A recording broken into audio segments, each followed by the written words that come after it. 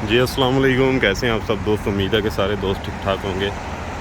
اچھا جی، صبح کا ٹائم ہے، میں نے بھی ذرا واک شروع کر دی ہے، مطلب کمپنی تقریباً 1.5-2 کلومیٹر کے فاصلے پر ہے، تو موسم چینج ہے کوریا میں کافی۔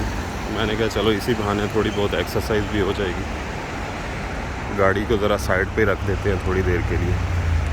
تو ویسے آپ سب لوگوں کے لیے بھی ایک سجیشن ہے کہ دوسری ایکسرسائزز وغیرہ نہیں بھی کر پا رہے تو تھوڑی بہت واک جو ہے نا اپنی لائف میں شامل کر لیں، یہ بھی بہت زیادہ آپ کو فٹ رکھے گی۔ جو کہ میرا خود کا ایک ایکسپیرینس ہے کہ جب میرا بھی بہت زیادہ ویٹ بڑھ گیا تھا تو میں نے سب سے پہلے واک کو ہی اپلائی کیا تھا، تو یہ بڑی اچھی چیز ہے۔ اچھا دوسری خبروں پہ آ جاتے ہیں۔ اچھا یہ بہت سارے دوست پوچھ رہے ہیں کہ 24 تاریخ والی فلائٹ، اچھا جو یہ آنی تھی تقریباً 16-17 کو، یہ تو کینسل ہو گئی تھی، یہ تو میں نے آپ کو پچھلی ویڈیو میں بتا دیا تھا۔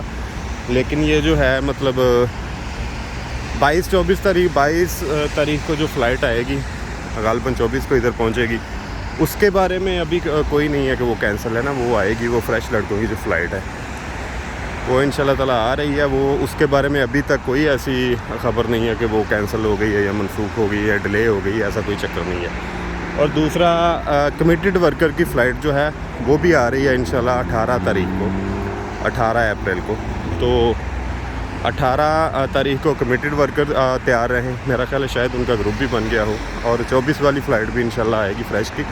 ابھی تک جو صورتحال ہے، جو میرا مطلب کہ جو میرے پاس انفارمیشن ہے اس کے مطابق، تو آپ بھی ریڈی رہیں جن جن کی فلائٹ ہے، باقی اللہ بہتر کرنے والا ہے۔ اور دوسرا جو ہے مئی کے بارے میں تو میں نے آپ کو پہلے ہی بتا دیا ہے کہ مطلب مئی کا جو بھی فلائٹ شیڈول ہے 2 سے لے کر 30 مئی تک۔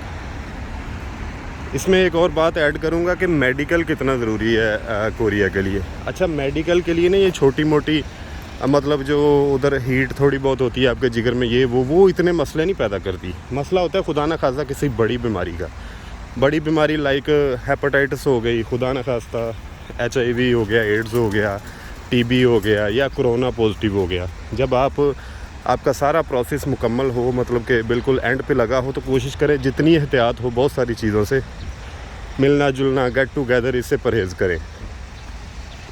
اچھا کرونا کہنے کو تو مطلب فلو سا ہی ہے، لیکن اس میں یہ ہے کہ ٹمپریچر اوپر نیچے ہوتا ہے تو پازیٹیو آ جاتا ہے، اور چند دنوں بعد اگر کروائیں تو نیگیٹو بھی آ جاتا ہے۔ اگر ہو بھی جائے تو تقریباً 1 ہفتے کا تھوڑا سا گیپ لے کر، تھوڑا سا سیپریٹ ہو کر، تو پھر آپ کروائیں گے تو آپ کا پھر نیگیٹو آ جائے گا۔ اس سے اتنا پریشان نہیں ہونا کہ مطلب خدا نہ خواستہ یہ بہت بڑی بیماری ہے۔ کرونا صرف ایک فلو ہی ہے۔ اس وقت تو کوریا میں ماسک وغیرہ، بس ہو، ٹرین ہو، ٹیکسی ہو، آپ ماسک کے بغیر سفر کر سکتے ہیں، یعنی کہ بالکل ہی انہوں نے فری کر دیا۔ تو اس چیز کی ٹینشن چھوڑ دیں، بس خدا نہ خواستہ جو بڑی بیماریاں ہیں وہ نہ اللہ کرے کہ وہ نہ آپ کو ہوں۔ اور دوسری چیز یہ ہے کہ کوشش کریں کہ اپنی لائف میں تھوڑی بہت ایکسرسائز ایڈ رکھیں۔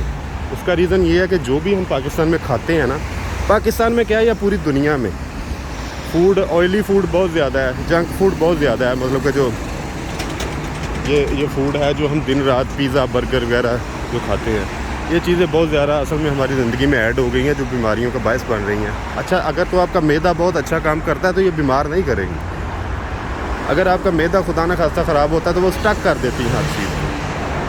تو یہ شور بھی آ رہا ہوگا، صبح کا ٹائم ہے، دیکھ لیں افراتفری ہے ہر طرف، کیونکہ ڈیوٹی کا ٹائم ہے۔ تو باقی یہ تھوڑی سی انفارمیشن آپ کے ساتھ شیئر کرنی تھی، میں نے کہا صبح ہی اس پہ ویڈیو بنا دوں، کام کے دوران تو ظاہر ہے پھر ٹائم نہیں لگے گا۔ تو اپنی دعاؤں میں یاد رکھیے گا، جیسے جیسے کوئی اگلی انفارمیشن آتی ہے انشاءاللہ آپ کے ساتھ شیئر کرتے رہیں گے۔ یہ تھوڑی سی انفارمیشن تھی، میں نے کہا آپ کے ساتھ شیئر کر دوں۔ اللہ نگہبان۔